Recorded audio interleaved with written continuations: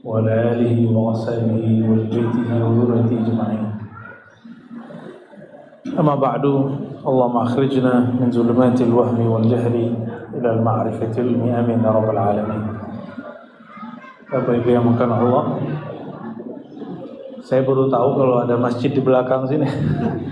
Ya, indah sekali, ada sungai ya. Semoga orang sini gak ada yang stres. Ada sungai masih stres. Ada masjid lagi ya. Ternyata stres itu bukan masalah tinggal dekat sungai. Lebih stres itu biasanya jauh dari tempat sujud. Bapak Ibu yang makan Allah, ini saya bingung nih, mau ngaji apa nih? Kadang ngaji bisa pakai kitab. Mau tema apa? Fikih, hadis, akidah, tasawuf. Mau sunnah, bid'ah, mau tentang apa? Tasawuf.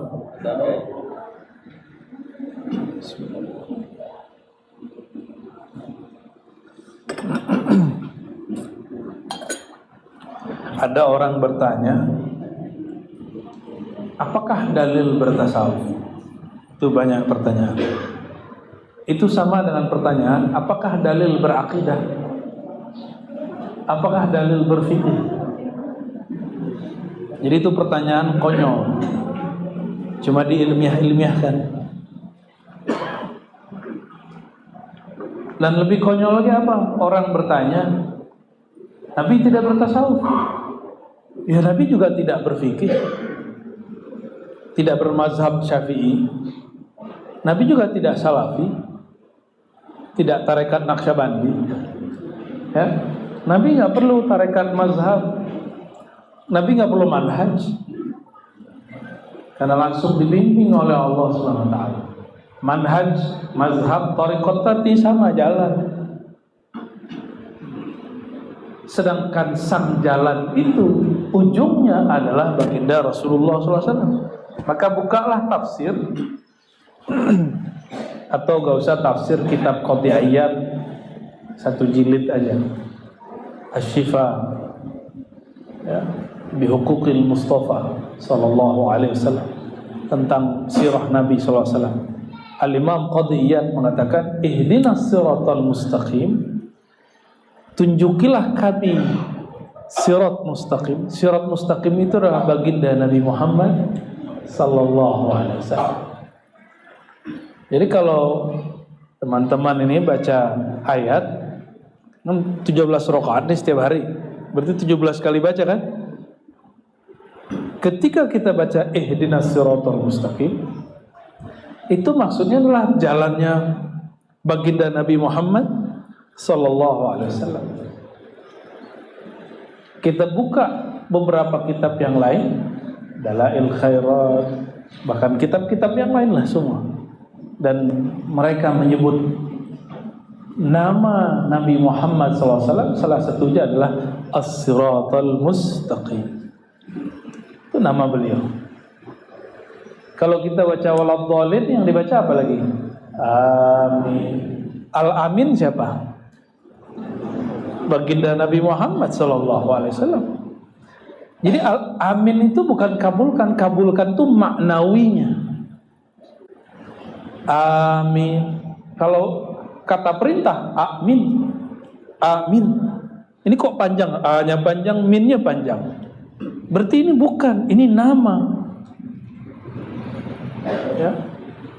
Disebut-sebut namanya. Dan saya agak ketawa geli waktu ada salah satu dosen saya di kampus ngomong, nama Muhammad itu jarang sekali di Quran gitu. Cuma 4. Saya lihat dia, ini profesor atau traktor ini ya. Masa dia profesor gak mengerti bahwa nama baginda Rasulullah SAW itu lebih dari 1. Nama beliau itu ratusan. Namanya Muhammad, ya betul kan? Maka alhamdulillah di Quran itu maknanya juga mengarah kepada beliau. Pujian bagi Allah Ta'ala. Betul. Begitu terjemahannya, segala puji milik Allah. Siapa yang paling sempurna memuji Allah? Baginda Rasulullah sallallahu alaihi wasallam. Jadi kalau orang bertanya, apakah Rasulullah bertasawuf? Bukan. Rasulullah adalah sumber orang bertasawuf. Apakah Rasulullah bermazhab, bermanhaj? Tidak. Rasulullah adalah sumber dari semua manhaj dan mazhab. Apakah Rasulullah bertarekat Naqsybandi, Syazili, Tijani, Ba'lawi? Tidak. Nabi nggak perlu. Nabi sumber dari semua itu. Ya. Jalan itu diperlukan bagi orang belum sampai. Kalau sudah sampai perlu jalan? Nggak perlu jalan. Ya. Lalu di manakah sebenarnya tasawuf itu? Tasawuf itu ada dari awal Quran sampai akhir Al-Quran. Yang gampang toh? Apa itu tasawuf? Tasawuf itu sederhana, menghadirkan Allah di dalam hidup kita. Tasawuf sederhana itu, menghadirkan Allah di dalam gerak kita. Itu tasawuf. Kalau mau makan baca apa? Itu tasawuf, Pak. Sedang makan bisa zikir nggak? Gimana cara zikir lagi makan? yang nggak bisa. Itu zikir sebelum makan.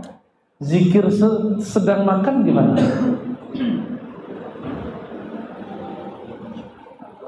Nah, disitulah kemudian ulama kita mulai bertanya-tanya dalam pikirannya, yang sebenarnya berzikir itu siapa? Apakah hanya lisan? Atau lisan ini hanya terjemah? Dibukalah kitab, dibukalah Al-Quran, ketemulah surat Ar-Ra'd ayatnya. Barangkali para asatidz di sini sudah banyak yang hafal.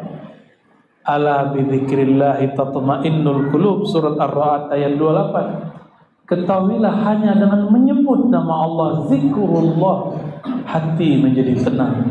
Berarti yang berzikir siapa? Hati yang berzikir.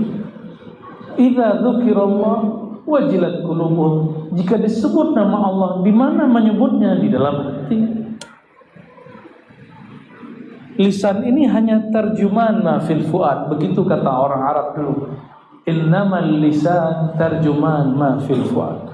Lisan ini hanyalah terjemahan yang ada di dalam qalbu.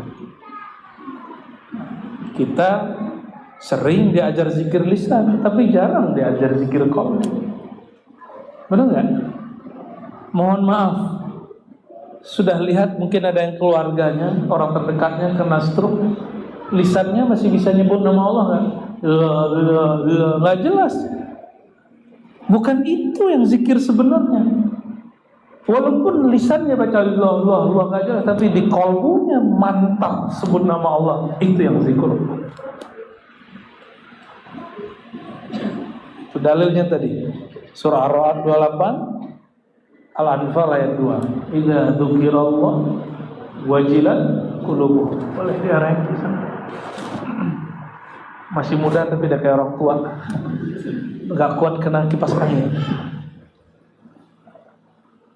Maka bagi yang kena penyakit stroke pun enggak usah khawatir. Qalbu masih dapat berzikir. Tubuh mungkin sudah enggak kesanggup.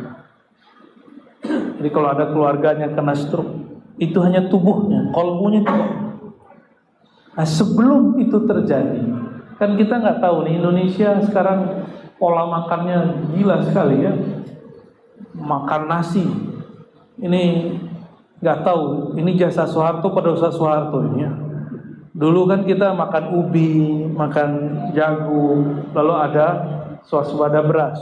Akhir semua orang ganti beras. Dulu di Madura dan beberapa wilayah di Jawa Tengah itu masih makan nasi jagung, ada jagung. Saya punya beberapa kenalan masyayikh itu nggak pernah makan nasi sampai umur 80-an sehat, tidak sakit jantung, tidak diabetes. Kita pola makan masya Allah ya, benar ya. belum lagi santan-santannya. Jadi kalau nanti suatu saat, saya kan nggak tahu nih nasib kita semua, kita nggak tahu. Siapa tahu di antara bapak ini yang hadir ini dapat musibah stroke. Kolbunya belum belajar zikir, sengsaranya lahir dan batin. Maka sebelum itu datang, kolbunya harus terlatih menyebut nama Allah Subhanahu wa ta'ala. Sehingga ketika tubuh ini tidak sanggup menyebut nama Allah, lisan keluh sebut nama Allah, kolbu masih kuat sebut Allah. Ditanya Imam Asy-Syibli, murid Imam Junaid, dia punya kawannya dituduh nyeleneh, namanya Hallaj. Hallaj digantung, dia tidak, dia selamat. Imam Asy-Syibli ketika dia sakit keras, dia ketika sakaratul maut membaca Allah, Allah, Allah. Itu yang dia baca. Apa kata muridnya? Ya Syekh, qul la ilaha illallah. Syekh, ente kan ajarkan kita kalau sakarat baca la ilaha. Tapi ternyata beliau berubah. Apa kata beliau? Wahai muridku, aku sudah dengan yang punya nama, maka tidak perlu lagi menafikan selainnya. La ilaha meniadakan selain Allah. Sekarang dia sudah bersama Allah, masih perlu nggak meniadakan selain Allah? Nggak perlu. Maka muridnya diam. Beliau meninggal baca Allah. Jadi nafasnya naik, Allah turun, Allah. Dengan itu dia meninggal. Dengan itu dia wafat. Namanya Imam Abu Bakar Asy-Syibli. Bid'ah enggak? Kenapa tidak bid'ah? La ilaha illallah itu ungkapan lisan, di qalbu Allah, Allah. Itu zikir qalbu. Apa dalilnya? Nah, dalil itu ditanyakan kepada amal. Apa amalan qalbu? Zikir menyebut nama Allah. Mana dalilnya? Dalilnya sederhana. Ayat pertama turun apa? Iqra, lengkapi, jangan Iqra doang. Iqra nggak beres, nggak Islami, sekuler antum jadinya. Ya, orang hanya Iqra, cerdas intelektualnya, tapi kering spiritualnya. Kalau cuma Iqra, lanjutkan bacanya. Iqra, Bismi rabbikal ladzi khalaq. Coba dimaknakan. Iqra, Iqra itu maknanya ada dua. Satu baca, yang kedua himpunlah lahir dan batinmu. Coba tanya ahli tafsir, ma mana qara'a? Qara'a bermakna jama'a. Qara'a artinya menghimpun. Apa yang dihimpun? Zahir dan batin. Iqra, himpunlah dirimu dengan nama Iqra dengan nama Rabbmu, Tuhanmu, penciptamu yang akram, yang maha pemurah. Siapa nama Tuhanmu? Benar. Siapa nama Tuhan kita siapa? Allah. Jadi ketika disebut himpunkan dirimu, lahir batinmu dalam nama Allah. Itulah zikirnya Nabi sallallahu alaihi wasallam. Jadi Nabi sallallahu alaihi wasallam wahyu pertamanya menghimpun nama Allah, sehingga belum membaca alam dalam nama Allah. Kalau sudah terhimpun nama Allah di dalam kalbu, barulah Allah memberikan ilham murni ke dalam kalbu. Kalau tidak, namanya halu. Jadi kenapa ada orang-orang lelaku spiritual halu? Karena dia belum ikra, dia belum menghimpun lahir dan batinnya. Ya, mungkin baru lahirnya, baru batinnya, baru fikirannya, belum sampai ke dalam kalbunya. Ini selama ini ikra cuma baca gitu ya, baca. Itu terjemah namanya. Ya.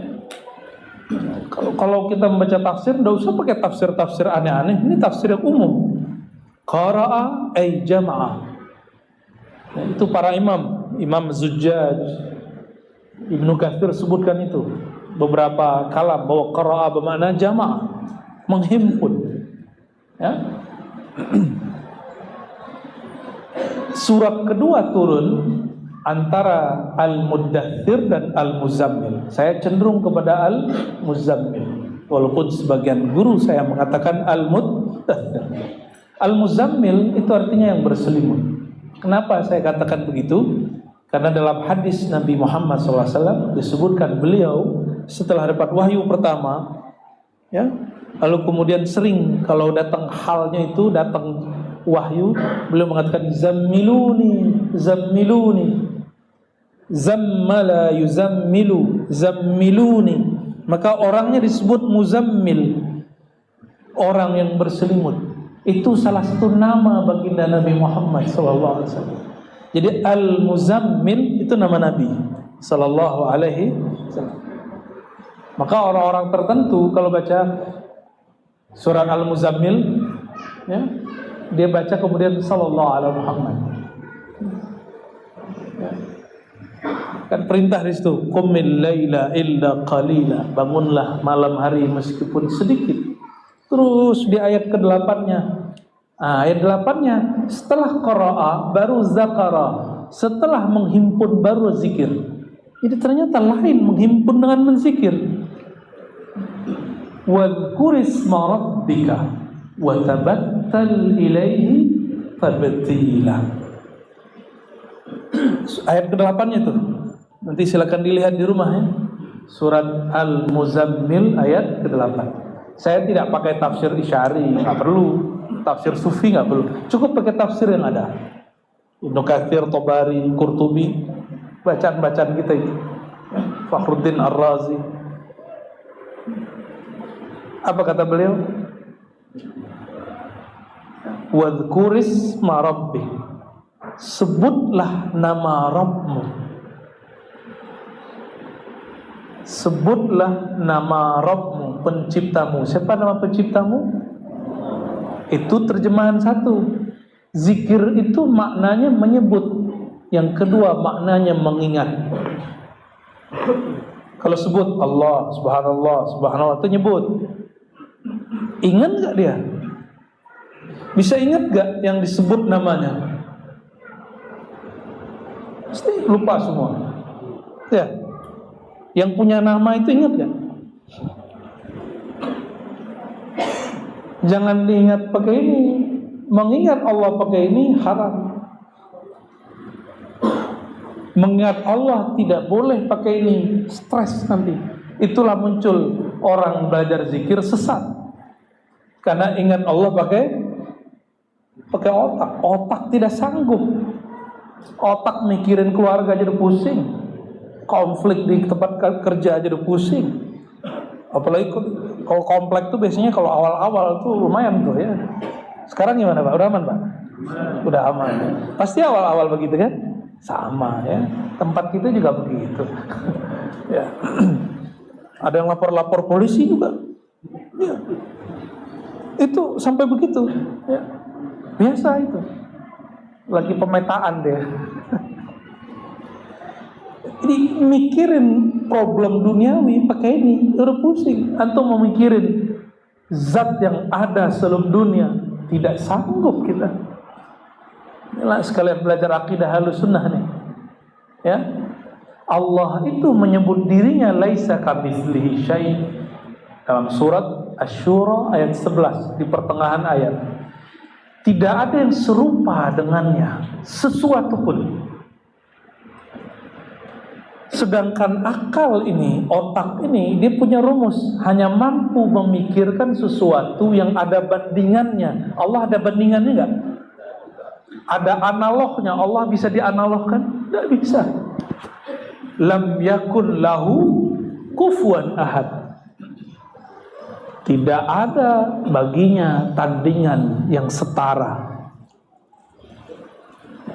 Semua sifat nama Allah itu Allah pantulkan dalam seorang diri namanya Sayyidina Muhammad SAW.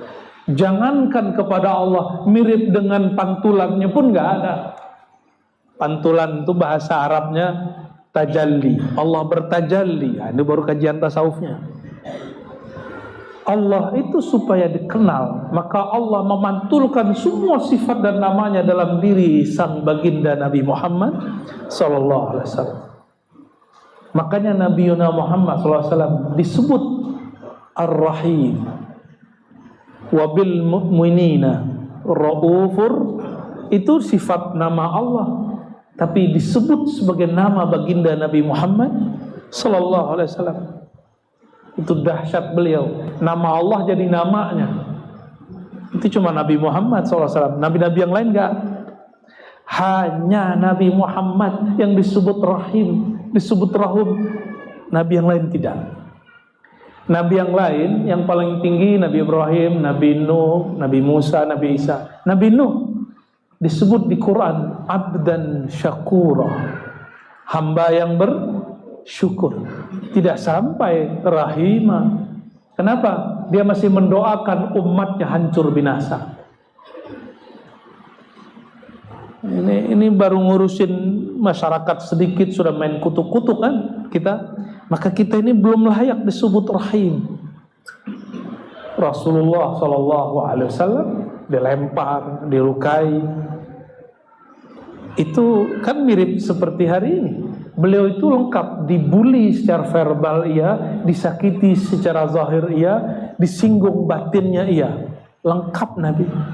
Maka antum yang ingin mengikuti jalan kenabian mesti mengalami dua itu ya. Minimal badannya sakit-sakitan karena dibully ya. Dibully di komplek aja bisa sakit loh kan? Ya. Dibully di grup RW, RT aja bisa gak muncul-muncul ke masjid sebulan.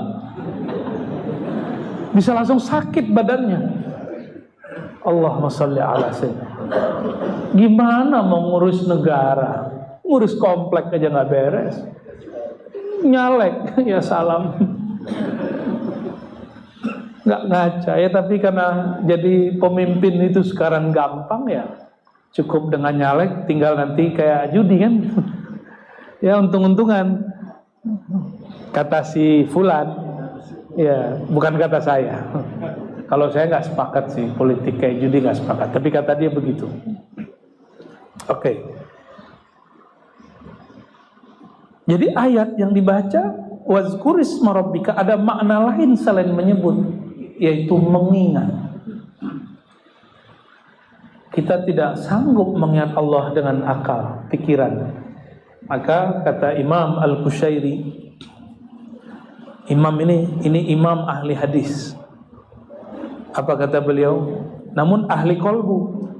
Wazkur rabbaka idza nasita.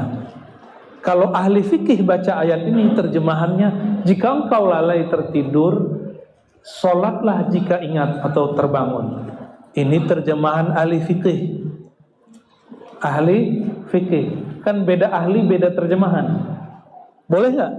Boleh, karena terjemahan ayat lebih dari satu. Yang memonopoli makna ayat, nah itulah Tuhan-Tuhan kecil ya. Nabi aja tidak pernah monopoli makna ayat. Masa ada orang monopoli hanya penafsiran yang benar?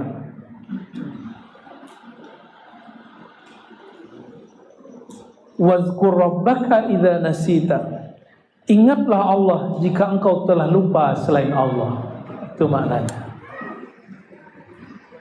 Kapan engkau disebut ingat Allah? Jika engkau lupa kepada selain Allah. Nah, proses mencapai lupa kepada selain Allah, itulah yang disebut thariqah.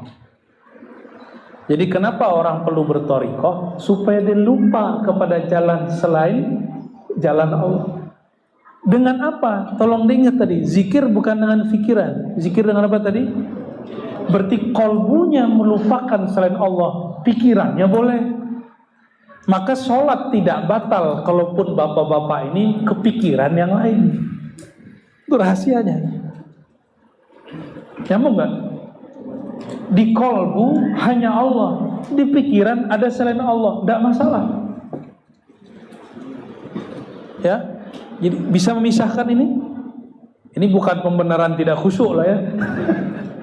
Ini menjelaskan kenapa sudah ngaji lama sudah zikir macam-macam, kok pikiran masih kemana-mana? Karena memang beda. Ini maunya ke bumi, ke dunia, sedang ini maunya ke langit.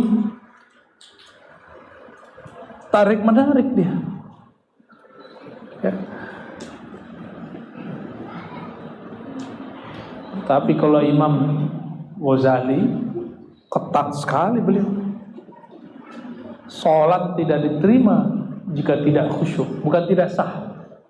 Jadi salah orang kalau mengatakan Imam Ghazali memasukkan khusyuk ke dalam rukun sholat, itu keliru. Enggak masuk. Imam Ghazali enggak pernah begitu.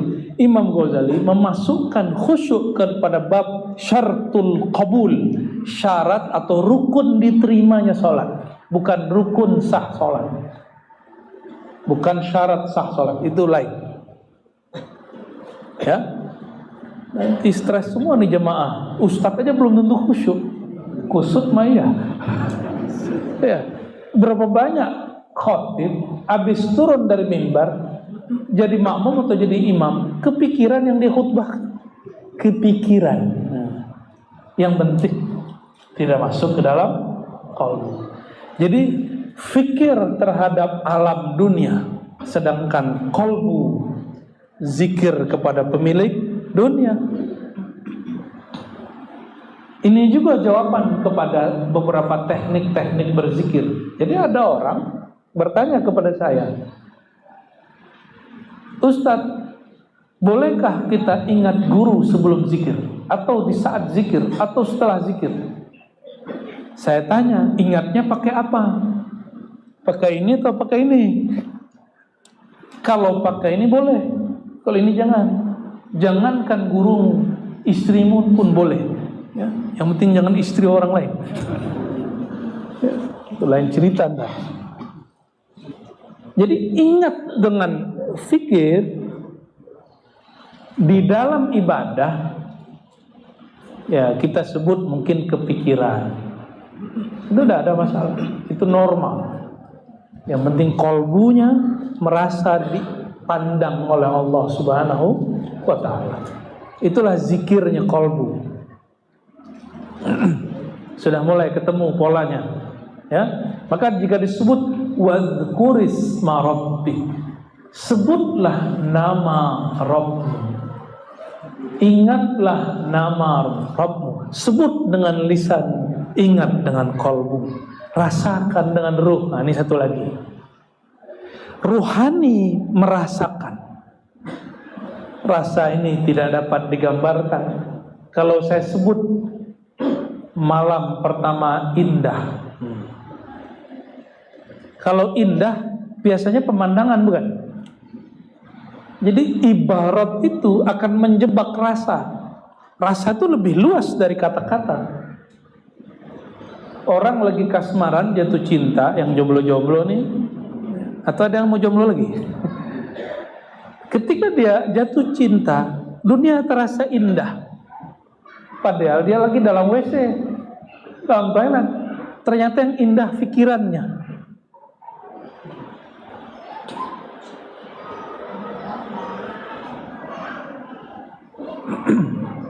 Maka zikir ini ada 3 tingkatannya.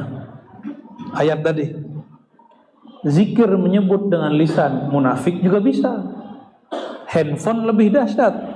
YouTube kita itu puterlah, ada zikir subhanallah wa bihamdi surah azim 1 jam non-stop. Ada nggak? Ya, zikir lafaz Allah Allah Allah 1 jam non-stop, nggak capek dia. Ya, sholawat hadiah, sholawat tafrijiyah, macam-macam. Ada sholat hadiah 3 jam. 3 jam. Nggak pernah capek di YouTube. Paling habis apa? Datanya habis. Itulah bedanya. Data bisa habis kalau handphone. Tapi kalau handphone nyambung dengan wifi, habis nggak dia? Tinggal wifi-nya setor, ya. Bayar tiap bulan. Bener? Paham? Ini cuma ilustrasi. Kalau smart kolbu ini sama dengan smartphone, bisa kehabisan data dia. Paham nggak maksudnya? kehabisan kondisi. Maka kita butuh bergabung, bergaul, berkelompok dengan orang-orang sesama ahli zikir. Disebut majelis zikir. Inilah kalam baginda Rasulullah SAW. Idza marartum biriyadil jannah. Jika engkau melewati tempat-tempat wifi kolbu bernama Riyadul Jannah, taman-taman surgawi, fartau, maka isilah pulsa kolbu, isilah kekuatan kolbu. Itu yang disebut fartau, petiklah. Jangan cuma nonton doang. Ini sudah hadir malam ini. Ini kok orang nangis sih? Melekirkan, kok nangis? Lo depan kok nangis? Kapan dia mikir? Kapan dia zikir? Akhirnya hanya memikirkan orang. Boleh kalau zikir, samping kayaknya lebih bid'ah nih. Ya. Jadi sibuk memikirkan orang. Inilah hijabnya kolbu. Jadi kalau ada orang bertanya, apa yang membuat kolbu kita tidak mampu menikmati zikrullah? Karena banyak pikiran kepada selain yang dizikirkan. Ayatnya menyebutkan wa kunu ma'as shadiqin, bersamalah engkau dengan orang-orang yang shadiq. Shadiq itu kolbunya membaca, lisannya mengikuti. Tapi orang awam dibalik, lisannya dulu baca, baru dihantarkan ke dalam kolbu. Itu namanya talqin zikir. Dibimbing dari lisan masuk ke dalam kolbu. Apa namanya? Talqin. Jadi talqin itu bukan baca la ilaha illallah, bukan begitu. Itu namanya mendikte orang. Talqin itu ada keinginan dari orang itu, ada ketulusan dari guru, dibimbinglah dia, disuapkan nama Allah ke dalam kolbunya satu-satu. Selevel sahabat Nabi Ubadah ibn Samit, Ali bin Abi Thalib, Abu Bakar Siddiq, itu sahabat-sahabat masih ditalqin Nabi Muhammad SAW. Kok ada orang ngomong hari ini nggak usah talqin, zikir aja. Dia baru lahir di dunia ditalqin dengan azan, itu talqin itu Pak. Saya kemudian ketemulah jawabannya. Kenapa ada orang dimasukkan kubur diazankan? Ternyata itu bagian dari talqin. Karena tidak ada azan kan? Nggak ada kan contohnya azan di kubur kan nggak ada. Nah itu tuh cara ulama untuk talqin. Karena kita baru lahir ditalqin pakai azan. Coba perhatikan Mbak, anak-anak kita itu. Pas baca Allahu Akbar harus nangis. Baca asyhadu alla ilaha illallah, mulai suaranya mengecil. Disebut nama baginda Rasulullah, asyhadu anna Muhammadar Rasul, biasanya diam dia. Coba cek, saya udah punya anak 3 dan saya menyaksikan itu. Lupa ya. Jangan-jangan anaknya lahir lagi di luar kota ya. Sibuk bener. Alhamdulillah Allah izinkan saya menemani ya, istri saya melahirkan terus. Kalau kita kan nggak melahirkan Pak. Kita asbab aja ya. Enak aja. Kenapa dibacakan azan? Ternyata sang jabang bayi dulu janin di dalam rahim ibunya itu rahim. Rasulullah itu rahim, sedangkan perempuan rahim, ya-nya hilang. Karena ya-nya itu sudah ada pada diri ibunya. Ya itu adalah sir kasih sayang yang ada dalam diri seorang hamba. Makanya rahim sangat penyayang, begitu artinya. Ya, sangat penyayang. Nah, kita ini kan lahir dari rahim ibu. Enggak disebut kok. Kalau kita kan menyebutnya apa? Alat, mungkin disebut ada nama ilmiahnya enggak itu rahim itu? Apa nama ilmiah? Kutanus. Oh, kutarus. Aduh, ribet amat ya. Sekolah lagi deh kayaknya. Kuterus, aduh. Bukan bahasa kita ya. Udah pakai bahasa Quran aja kan, rahim. Di Quran juga disebut qarar, makin. Qarar, tempat tinggal yang makin. Jadi nggak usah khawatir. Ini anak yang di dalam itu nggak akan sumbing kalau orang tua jatuh. Kalau ada anak yang kemudian cacat lahirnya, mungkin ibunya salah minum obat-obat kimiawi ketika dia masih hamil. Ya, maka coba kalau baca obat, minum obat, lihat di situ ada pantangan, kontraindikasi. Karena Allah menciptakan anak itu pasti ahsan taqwim, pasti itu. Mungkin ada riwayat dia makan, memasukkan sesuatu dari luarnya masuk ke dalam tubuhnya, itu qararin makin, nggak akan bisa diganggu apa-apa. Katanya makan durian nggak boleh, yang penting nggak berlebihan. Orang sehat yang makan durian nggak boleh berlebihan. Itu modus saja suaminya biar istrinya nggak makan durian, makan sendiri dia. Itu qarar, disebut qarar makin, di dalam kokohnya ada kelembutannya. Itulah maksud seorang ibu. Ibu itu kan seperti itu. Nah, ini kan semua, ini lahir dari batu Pak, dari ibu nih. Semua dari rahim ibu. Maka kita ini produk kasih sayang semua. Kok sekarang beragama jadi sangar? Kok baru paham agama sedikit jadi sangar? Itu gimana ceritanya tuh? Mungkin dia lahir dari pohon betung kali ya. Dari bambu kali itu. Allahumma sholli ala sayyidina Muhammad. Si janin itu jika dia berhenti berzikir, mati dia. Secara kedokteran lain mungkin pembahasannya. Apa bukti si janin berzikir? Dia berdenyut. Itulah zikir dia. Jantungnya berdenyut, ya, otaknya itu bergerak semua dan mereka terintegrasi. Zikirnya jamnya sudah gabung. Kapan dia gabung? Di saat ruh ditiup. Jadi kita semua pernah berzikir sepanjang kita dalam perut ibu, 9 bulan minimal. Jadi kita sudah pernah berkholwat dalam perut ibu kita ya. Maka kita, dan sendiri, gak sama yang lain kan, kecuali yang kembar, tetap aja sendiri dia. Dan dalam ilmu tasawuf ada namanya ilmu huruf. Alam semesta ini sebenarnya huruf. Jika dirangkai jadi kata, ya, Bapak ngangguk-ngangguk itu huruf. Huruf paham namanya. Iya. Ada yang lagi geleng-gelengan, la. Itu huruf semua itu. Itu huruf. Ini bukan halu. Bahkan dalam ilmu filsafat modern ada namanya hermeneutik. Hermeneutik itu bukan ilmu yang perlu kita ikuti, tapi saya sekedar sharing aja. Bahwa ada namanya kata-kata tapi tidak berhuruf. Orang demo walaupun gak bawa tulisan, itu sudah sebuah kata-kata, sebuah teks. Jadi teks itu ada yang maktub, mastur, ada yang ghair maktub. Tapi maktub tersembunyi, tersirat. Ada yang tersurat, ada yang tersirat.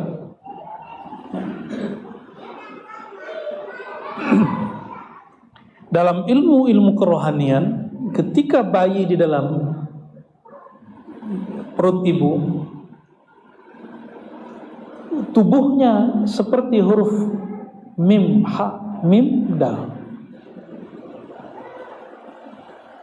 Itu bukan cocok, hakikat ini benar. Allah tidak akan menyiksa, menurunkan bala di rumah fihi ismu Muhammad Ahmad. Allah tidak akan menurunkan bala bencana di rumah yang ada rahasia sir nama Muhammad sallallahu alaihi wasallam. Kenapa? Itu bala kan yang bawa malaikat. Ada malaikat pembawa bala. Malaikat punya ruh. Passwordnya kerja nama Nabi Muhammad sallallahu alaihi wasallam. Jika dia mau kirim ada nama Nabi di situ, nggak berani dia menghantarkan ke sana. Sallallahu alaihi wasallam. Bagian akhir yang mau saya sampaikan, kita potong kompas. Di Quran disebutkan yusabbihu lillahi ma fis samawati wal ardh. Bertasbih yang di langit, yang di bumi. Ya, yang di langit, yang di bumi. Ini bukan cocok logi, yang mampu bahasa Arab saya mau tabadul afham. Barangkali saya salah, tolong tertimbul. Berenang itu bahasa Arabnya apa? Sibah, benar nggak? Sabaha, yasbihu atau yasbahu? Sibah, ya? Berenang, berlayar, itu sibah. Bahkan terbang itu dulu disebut sibah. Kata Sayyidina Umar, "Allimu auladukum," ajarkan anak kamu, salah satunya selain panah, as-sibah, berenang. Karena itu untuk keperluan kekuatan fisik. Sibah, sabaha. Kalau kita pakai wazan fa'ala, sabbaha yusabbihu. Yusabbihu lillah. Berenang-renang, kan begitu jadinya. Atau banyak berenang. Yang di langit, yang di bumi, untuk Allah. Itu maksudnya apa? Ini secara harfiah nih. Secara harfiah.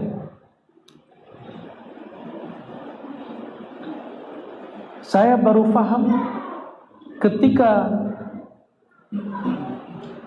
ada dua imam di Baghdad. Satu imam Junaid al-Baghdadi, satu imam Abul Husain an-Nuri. Imam Abul Husain an-Nuri kalau di masa sekarang mirip Syekh Nazim Haqqani, Syekh Hisham Qabbani, Mahmud jalur Haqqani. Itu kalau zikir dan sholawat maka dia whirling. Tahu whirling? Dia jingkrak-jingkrak, dia nari. Dia menari. Lalu Abul Husain ditegur orang, "Loh, kenapa kamu berzikir sembari menari? Rasulullah kan tidak pernah." Apa jawaban beliau? Pakai ayat. Ya, pakai ayat dibaca. Alladzina yazkuruna Allah qiyaman wa qu'udan wa 'ala junubihim. Beringat Allah itu ulul albab, itu berdiri, duduk dan berbaring. Ini lagi berdiri, dijingkrak terus. Lalu disindirlah imam. Jadi Imam Nuri ini nyindir temannya, Imam Junaid. Ini orang saling sharing. Kalau Imam Junaid sakit, dia selalu bilang, "Tolong panggilkan An-Nuri." Padahal mereka beda paham, beda thariqah, beda manhaj, beda mazhab, beda zikir. Tapi nggak saling membatalkan. Apa kata Imam Junaid? "Panggilkan An-Nuri, saya lagi sakit."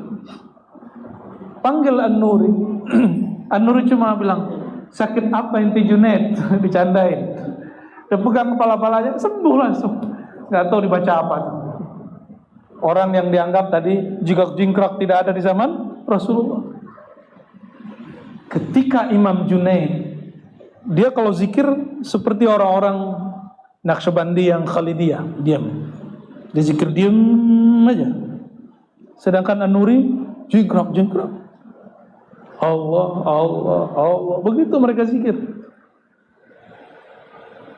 Dibacakan oleh Imam Junaid, "Wa taral jibala jamidan." Kamu lihat bukit itu, gunung itu diam, tapi sebenarnya dia tidak diam, dia sedang bergerak. Ada ayatnya, surat Az-Zumar. Ternyata terbukti secara pengetahuan juga. Seandainya ilmu pengetahuan hari ini membuktikan, saya juga percaya. Ya, Al-Quran itu tidak benar karena dibenarkan oleh sains. Tidak ada sains juga ada masalah. Al-Quran sudah dahulu benar. Maksud Imam Junaid apa? Saya ini diam, tapi sebenarnya zikirku lagi bergerak di dalam qalb. Sedangkan An-Nuri dia harus ada ekspresinya. Dan mereka semuanya bergerak. Semua orang itu sedang bergerak. Maka berenang itu bukan renangnya, lihat. Orang renang itu gaya batu atau ada gaya yang lain? Gaya batu bukan renang. Iya, ada gaya bebas, kayak kodok apa tuh? Kayak katak. Ada macam-macam gaya. Bukan gaya, coba perhatikan. Gaya itu terdiri dari gerak. Kumpulan gerak disebutlah gaya. Paham maksudnya? Zikir itu adalah gerak. Gerak itu diterjemahkan dalam Al-Quran yusabbihu lillah, bergerak yang di langit yang di bumi, lillah, untuk menyebut nama Allah. Bedanya apa manusia dengan pohon, bukit, ini semuanya Bapak yang pakai tubuh kerikil, batu, semua lagi zikir. Bedanya benda-benda ini berzikir disebut dengan zikir ijbar, sedangkan kita zikir ikhtiar. Mereka berzikir karena dipaksa oleh Allah Subhanahu wa taala, sedangkan manusia berzikir karena kesadarannya, ikhtiar, dia yang sadar. Itu lain kita zikir dengan mereka. Gak usah tubuh ini zikir. Setiap hari, setiap detik dia berzikir. Berhenti dia berzikir, berhenti darah, jantung berhenti, maka zikirnya jantung berdetak. Bunyi gitu, tuh. Zikirnya paru, nafas naik turun. Makanya ada zikir paru ini kalau ditulis jadi itu bunyinya nafas. Jangan baca bunyi nafas. Itu bunyinya. Zikirnya kepala ada sujud. Itu lagi zikir semua. Bapak Ibu yang bukan Allah. Jadi berzikirlah pada tempatnya, jangan salah jalan. Dan itu tidak mungkin kalau tidak dibimbing oleh guru yang juga pernah dapat bimbingan dan pewaris-pewaris Rasulullah SAW. Ya, segeralah cari guru, segeralah berlatih zikir, karena kita sudah lama berlatih untuk cari dunia, tapi belum ada yang berlatih mencari pemilik dunia, Allah Subhanahu wa Ta'ala. Ya, barangkali itu yang dapat kami sampaikan, semoga bermanfaat. Allahumma shalli ala Sayyidina Muhammad. Gak usah tanya jawab ya. Saya mau ngajar online kampus. Ini mendadak aja ini karena ada sohib kita juga senior saya. Mana beliau ini? Waduh, ngundang saya nggak datang. Saya nggak datang lagi sini nanti. Oke, canda Pak ya. Baik, barangkali itu saya mohon izin pamit. Setelah ini kami ada acara lagi. Terima kasih atas undangannya, hadirnya. Semoga yang hadir Allah berkahi.